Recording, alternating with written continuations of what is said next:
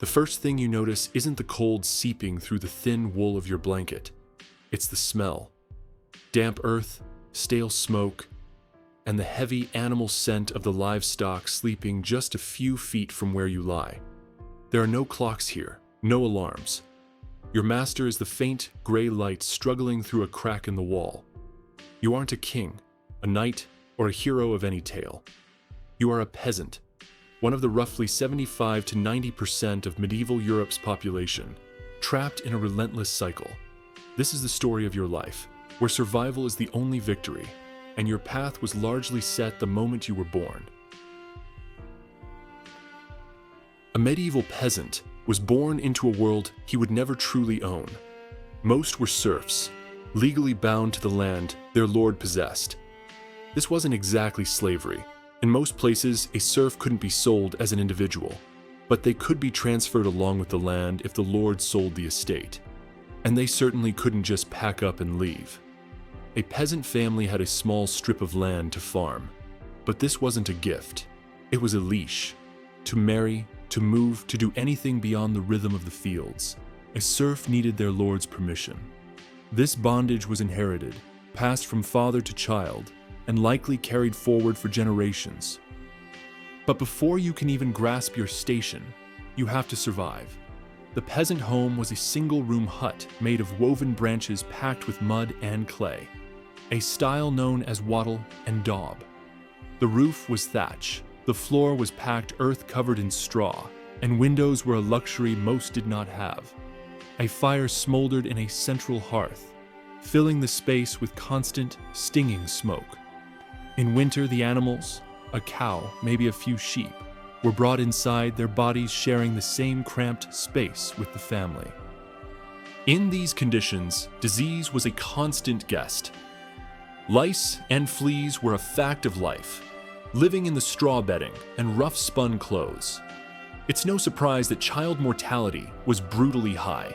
Perhaps a third of all children didn't make it to age 5. To live past childhood is your first and perhaps greatest stroke of luck. The idea of a carefree childhood did not exist for peasant families. Education was a distant dream, reserved for the rich or those joining the church. A peasant child's lessons were learned in the fields. As soon as a child could walk steadily, they were put to work chasing birds from seeds, clearing stones from the plow's path, or watching the family pig. Play was a luxury most peasant children could not afford. Every waking hour was a contribution to the family's survival. By age 12, a peasant child was basically a miniature adult, expected to take on serious duties. Girls learned to spin wool, bake bread, and tend the small garden by the hut. Boys learned to manage livestock and work the fields with their fathers. The tools were primitive and heavy. Wooden plows that barely scratched the soil, sickles, and scythes for the harvest. It's a short, hard life. Life expectancy at birth hovered around 30 to 35, dragged down by all the deaths in childhood. Those who survived to adulthood often had a reasonable chance of living into their 50s or beyond. A peasant's day followed the sun. In the long summer months, work began at dawn and didn't end until dusk. The fast was broken with a meager meal, usually pottage, a thick, bland stew of peas, cabbage, and whatever else was growing in the garden. This came with coarse, dark bread made from rye or barley. Then, it was out to the fields.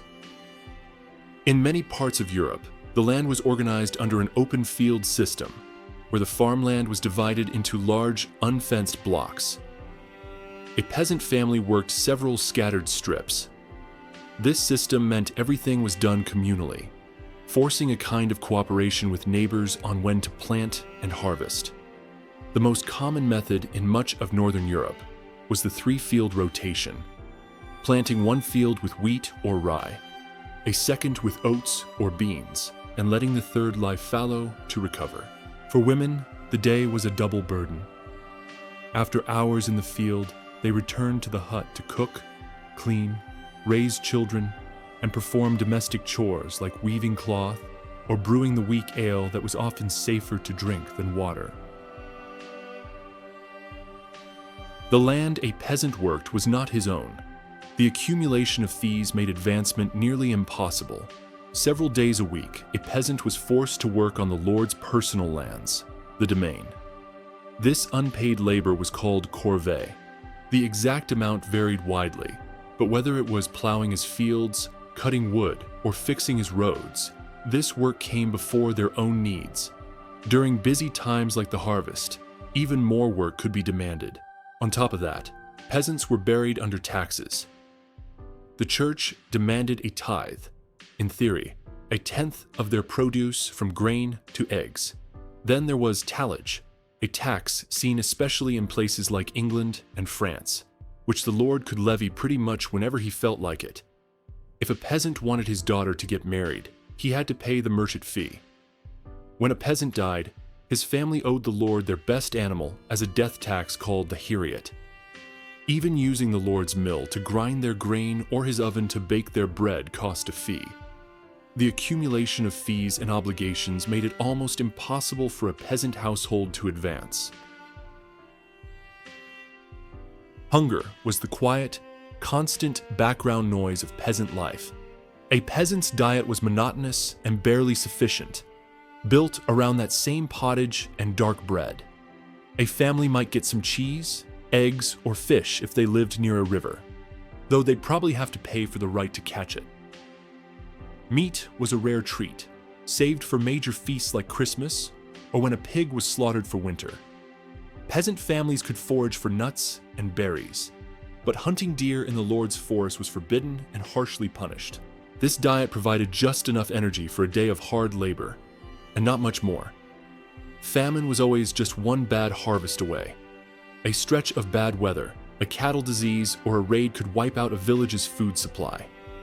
In the worst times, people resorted to eating boiled tree bark, grass, or whatever they could find to survive. Sanitation in the medieval village was virtually non-existent. Peasants used a chamber pot or a cesspit, and the contents often ended up in the street or the nearest river. Animal waste from livestock roaming the village added to the mess. That old story about peasants bathing only twice in their lifetime is an exaggeration. People washed their hands and face daily, but a full-body hot bath was a massive chore that required hauling and heating water. With only 1 or 2 sets of clothes, staying truly clean was impossible. This environment was a paradise for parasites and disease. Deadly sicknesses like dysentery and leprosy spread fast. Without any knowledge of germs, illness was often blamed on bad air or miasma, but just as often on God's will, sin, or even witchcraft. If a peasant had a dispute with a neighbor or was accused of a crime, his case was heard at the manorial court, run by the lord or his steward. These courts handled everything from arguments over property lines to accusations of theft. In theory, a peasant could bring a case against his social superiors, but the system was designed to protect the lord's interests. Justice was harsh and public, meant to keep everyone in line. For offenses like fighting or poaching, a peasant could be put in the stocks or pillory for public humiliation, a target for rotten food and insults.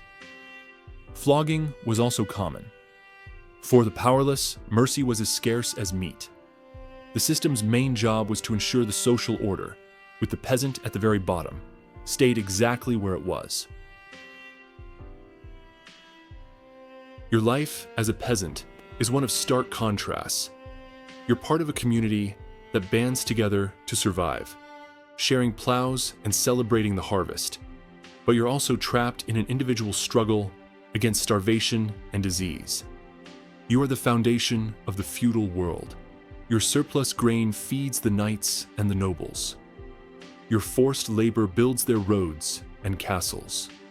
Your taxes fund their wars. Yet, you have very little real agency. Your life is defined more by obligation than by choice. Was there any way out? Rarely, but it wasn't impossible. A serf could sometimes save enough money to buy their freedom, or find a new life by migrating to a growing town. But for most, the tie to the land was generational. You were born into a life of struggle, not for any crime, but simply because of the family you were born into. Yours is not a story of glory, but it is the story of almost everyone. If you lived this life, there would be no record of you. No name, no story.